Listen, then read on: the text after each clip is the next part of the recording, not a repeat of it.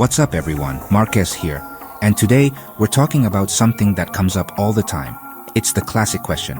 How much do you really need to spend to make great videos? We see these amazing cinematic videos online and immediately think we need the most expensive gear to compete. We start pricing out cinema cameras, pro-level microphones, and a whole studio's worth of lights. But then you see a video shot on a phone that looks incredible and has millions of views. It really makes you wonder. So we're going to break it down. We're pitting a super budget $100 setup against a more kitted out $1,000 setup. The goal here is simple. We want to see just how wide the gap is between these two price points. Can you actually tell the difference? And more importantly, does that difference even matter to the average viewer? I've always believed that the person behind the camera is way more important than the camera itself. It's about the ideas, the creativity, and the execution. So we're going to explore what each of these setups can do, what their limitations are, and how you can make either one work for you. This isn't just about specs and prices, it's about what's truly possible when you focus on the fundamentals. Let's be clear, a bigger budget definitely gets you more options. It buys you convenience, higher resolutions, better low-light performance, and cleaner audio right out of the box. There's no denying that having better tools can make the job easier, and in some cases produce a technically superior result. But the key word there is technically. A technically perfect video with a boring story or a flat delivery won't hold anyone's attention. On the other hand, a compelling idea, shot with some clever techniques, can look amazing even on the most basic equipment. It's a classic case of diminishing returns. So, as we dive into this comparison, I want you to think about your own goals. Are you just starting out and trying to share your passion? Or are you a seasoned creator looking to upgrade a specific part of your workflow? There's no single right answer, and the best setup is the one that lets you create without getting in your way. We'll look at the hardware, sure, but we'll also talk about the techniques that can elevate your content, no matter what you're shooting with. Let's get into it. First up, the $100 setup. This is the ultimate budget build, and honestly, it's mostly your smartphone. The camera on your modern phone is probably better than you think. It shoots in 4K, has decent stabilization, and is incredibly easy to use. So we'll say the phone is free, assuming you already have one. To build it out, we're adding a simple desk tripod, maybe something like a UB-size tripod with flexible legs, which costs around $20. For audio, a basic lavalier microphone that plugs into your phone, like a Pop Voice lav mic, will run you another $15. For lighting, we're using a window. Natural light is free and looks fantastic. And for editing, we'll use a free app like CapCut or DaVinci Resolve on a computer. Total cost around $35, leaving plenty of room in the budget for a cheap ring light if you need it. Now let's jump to the $1,000 setup. This is where things get a bit more serious. For the camera, we're looking at an entry-level mirrorless camera like a Sony ZV-E10 or a Canon M50 Mark II. With a kit lens, that's going to be about $700. This gives you a much larger sensor for better low-light performance and that blurry background or bokeh everyone loves. For audio, we'll upgrade to a quality USB microphone like a Rode NT USB Plus or a Shure MV7, which costs around $150. This will give you much richer, cleaner sound. For lighting, we'll get a dedicated LED panel with a softbox like a Godox SL60W for about $150. This gives you complete control over your lighting, day or night. And for editing, we're still using DaVinci Resolve because the free version is just that good. So, what's the real difference in the final product? The $1,000 setup will give you a sharper image, especially in less than ideal lighting. The depth of field from the mirrorless camera will make your shots look more professional and cinematic right away. The audio will be noticeably clearer and fuller, without the slight hiss you might get from a cheap lav mic. It's a cleaner, more controlled look. You have more flexibility in post-production with the higher quality video files, allowing for more aggressive color grading and cropping without the image falling apart. It's a step up across the board, no question. But here's the thing. The $100 setup is surprisingly capable. If you nail your lighting by sitting in front of a big, bright window, your phone's camera can look amazing.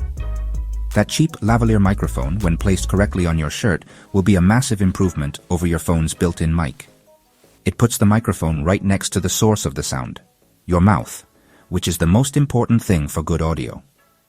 While you don't get the blurry background, a clean and interesting background in your shot can be just as effective. The gap between the two is there, but it might be smaller than you think. Let's talk about the two things that will make or break your video, regardless of your camera. I'm talking about lighting and audio. You can have an 8K Red Cinema camera, but if you're poorly lit and your audio is echoing and impossible to hear, your video is going to be unwatchable. It's that simple. Viewers are far more likely to forgive slightly grainy video than they are to forgive terrible audio. If they can't understand what you're saying, they're gone. This is where you can make the biggest impact on a small budget, so pay attention to this part. For lighting, the best tool you have is completely free: the sun. Position yourself facing a large window. The soft, diffused light from a window is incredibly flattering and will make any camera look its best.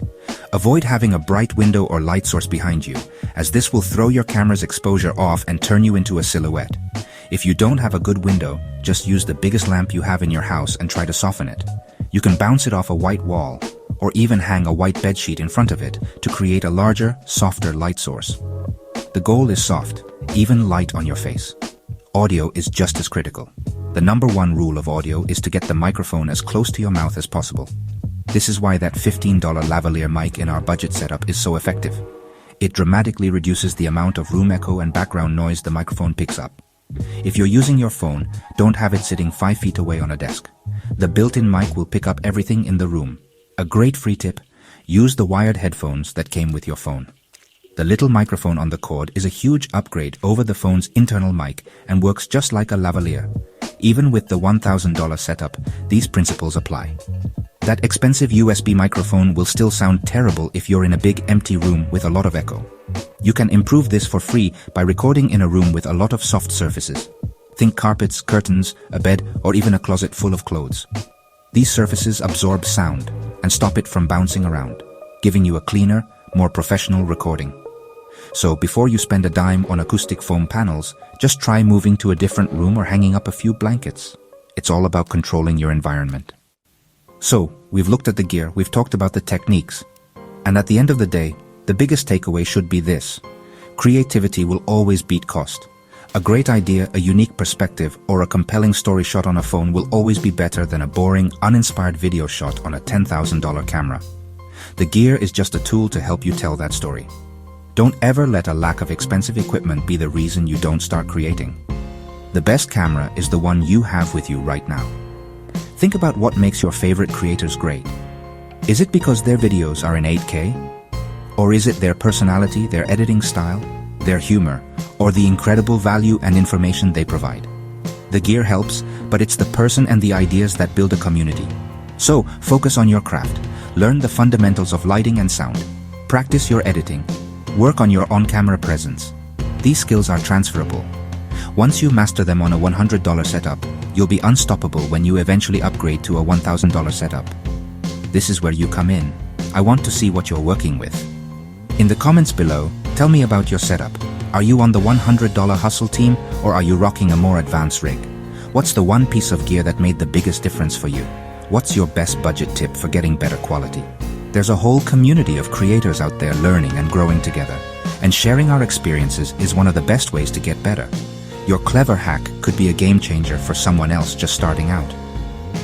Ultimately, whether you're spending $100 or $1,000, the goal is the same: to make something you're proud of and share it with the world. Don't get caught up in gear acquisition syndrome. Don't wait for the perfect setup to start. Start now, with what you have. Experiment, make mistakes, learn from them, and keep creating.